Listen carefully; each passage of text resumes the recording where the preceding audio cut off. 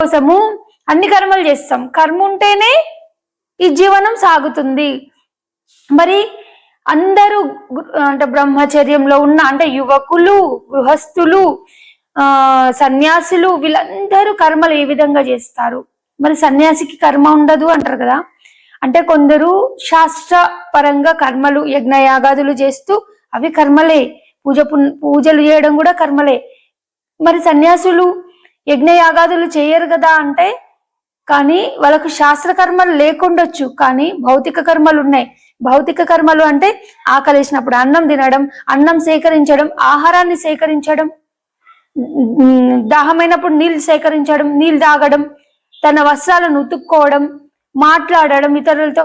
అంటే ఏ కర్మని ఎవ్వరూ పోగొట్టుకోలేరు. అంటే కర్మతోనే ఆ జీవుడికి ఆ కర్మ ఉంది కాబట్టి మనుగడ ఇంకా సాగుతుంది.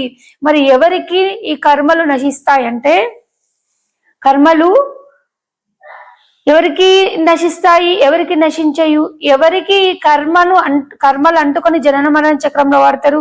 ఎవరు ఈ కర్మను నిష్కామ కర్మగా చేసుకొని ఎవరు అచలులై ఆ అచల సిద్ధిని పొందుతారు అంటే, ప్రతి మానవుడు కర్మతోనే పని చేయాల్సి ఉంటుంది. కానీ ద్విజహ, రెండోసారి పుడతాం మనం. ప్రతి మనిషిలాగా పుట్టినప్పుడు అది మనిషిలాగా బ్రతకడం కాదు. అన్ని జంతువులు ఏ లక్షణాలతో ఉన్నాయో, ఏ జంతువు ఏమేం చేస్తుందో మానవ రూపంలో ఉన్న మనం కూడా అవే చేస్తున్నాం.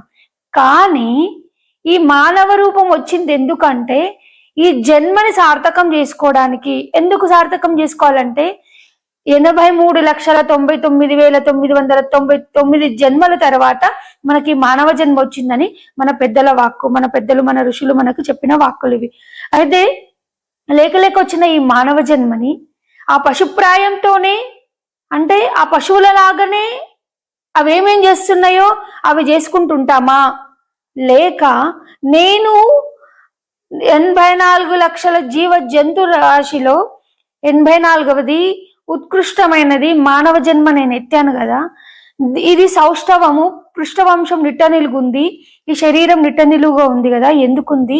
మిగతా జంతువుల నిట్టనిలుగా లేవే శరీరాలు ఎందుకు లేవు? మనకే ఎందుకు పృష్ఠవంశం వెన్నెముక నిటారుగా ఇచ్చిండు భగవంతుడు అంటే, దీని నుంచే ఈ శరీర సౌష్ఠవ, ఈ మానవ శరీర ధర్మం ప్రకారము ఇది యోగ్యత బ్రహ్మ విద్య తెలుసుకొని అహం బ్రహ్మాస్మి స్థితికి ఎదిగి, అంటే నిష్కామ కర్మ చేయడానికి ఈ శరీరము వచ్చింది అని. ఈ శరీరంతోనే నిష్కామ కర్మ చేయాలి అంటే ఈ శరీరం లేకుండా చేసుకోవాలి. ఇదే ఫైనల్ జన్మ.